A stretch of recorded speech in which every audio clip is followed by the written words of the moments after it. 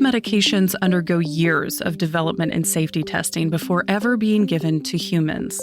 And once they're approved to move into human research, the drugs are still being observed for how well they work and any side effects they may cause.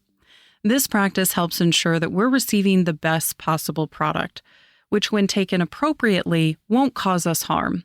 This model has seemed to work well, but Sophie Zeyer says that most of this research is overlooking one major variable: skin color.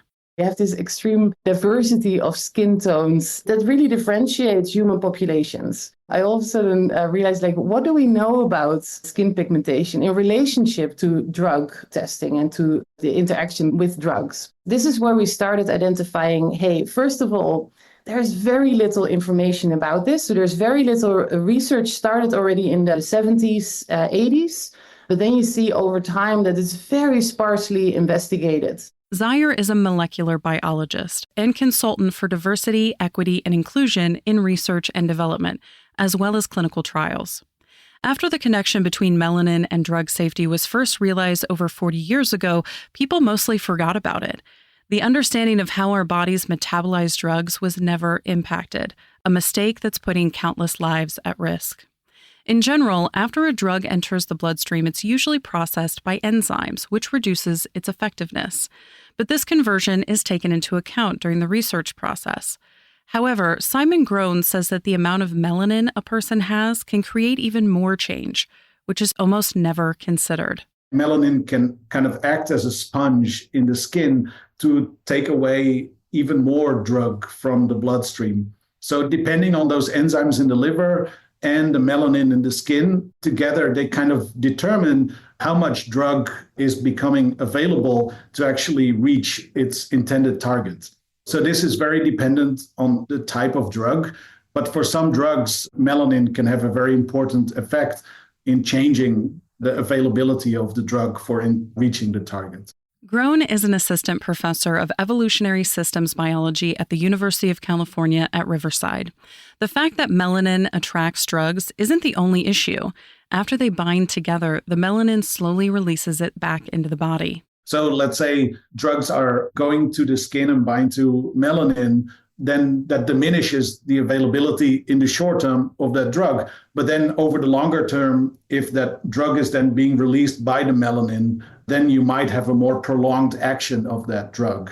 So they have these time course experiments where they looked in an animal model. They show that there is more attraction to these melanin-rich regions in the body, which includes the skin, the eyes, and also hair. And then they see this slower release of the compound in the bloodstream over periods of time. But I think much more research is needed to really carefully mimic and study this, how this actually works. Researchers have been using this phenomenon to their advantage when creating eye medications, and it could make treating skin conditions more effective. But the dangerous downside to this process has been underestimated. The first concern is that at a research level, this effect could mess with the dosing studies. It could appear that the drug is inconsistent when in reality, it's a difference in how much of that drug is available for the body to use.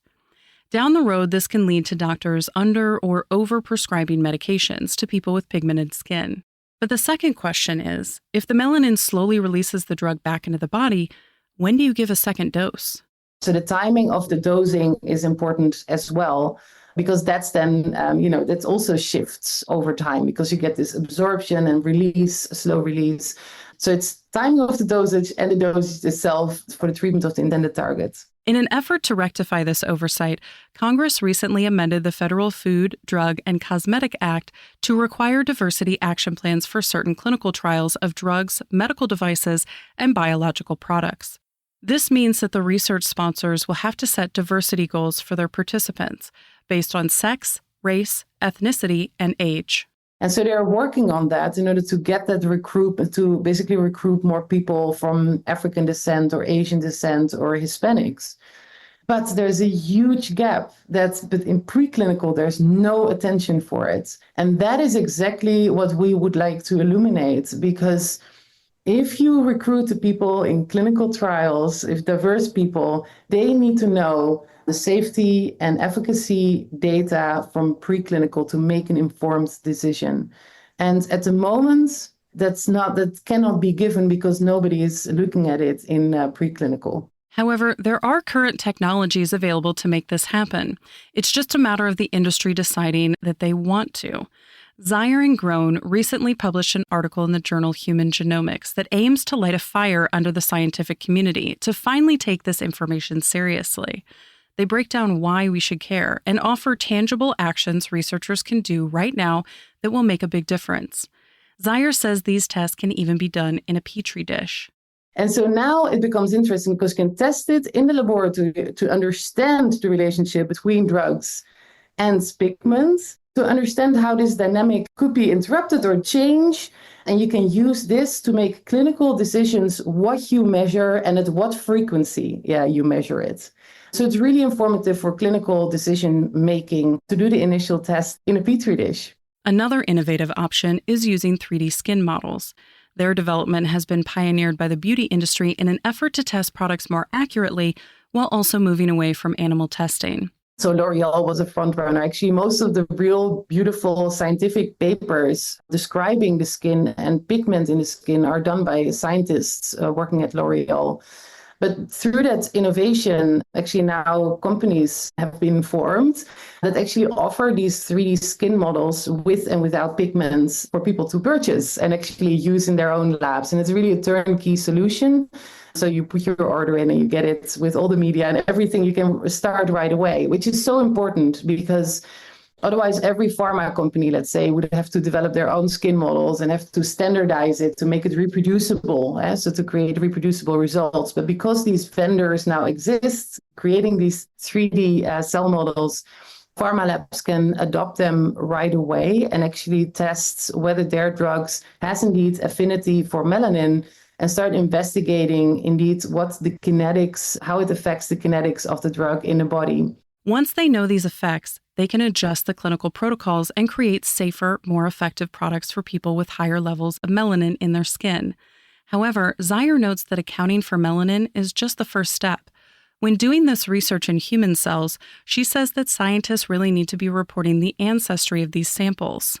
There's a lot of genetic variants that contribute to whether a skin is pigmented or not. So we don't really understand how it genetically works. So therefore, it's super important to have genetic ancestry associated with the skin models used in the laboratories so we can understand how the drug kinetics is related. Eventually, maybe in a couple of years, understand how the drug kinetics is related to genetics and basically variants, and that we can now start to predict it in the future better. Which will help streamline the research process.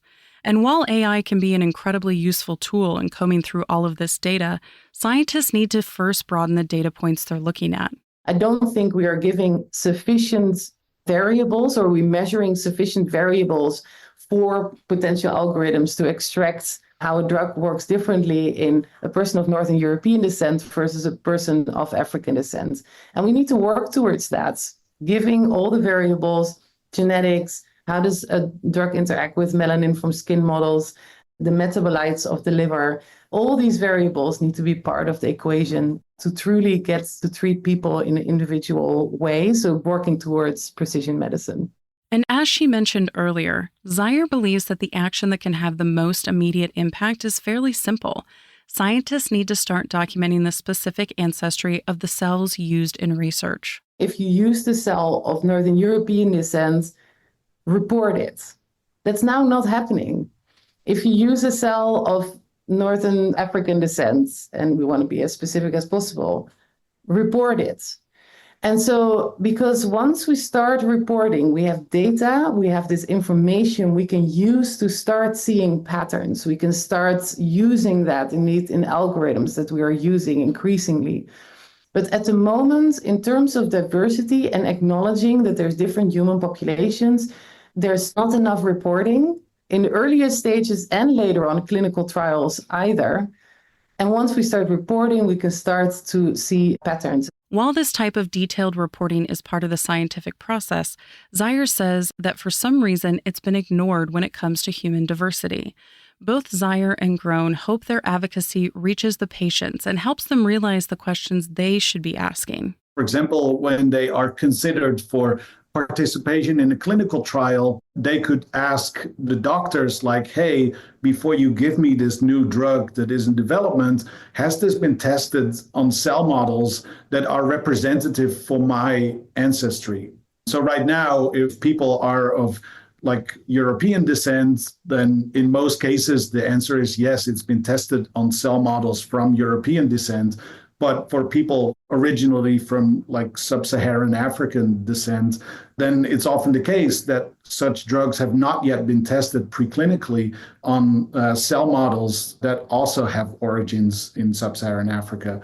So that's something that people should, I think, really ask their doctors, like, hey, is this experimental drug like really safe for people of my ancestry? Groen believes that having more people ask these questions will convince the pharmaceutical companies to start considering this diversity in their preclinical research. And at the very least, it gives the patients better information to decide if they're willing to accept the potential risks of the drugs they're taking. You can find more information about Simon Groen, Sophie Zeyer, and all of our guests on our website, radiohealthjournal.org. For more behind the scenes, follow Radio Health Journal on Facebook, Instagram, and X. Our writer-producer is Kristen Farah. Our executive producer is Amira Zaveri. I'm Elizabeth Westfield.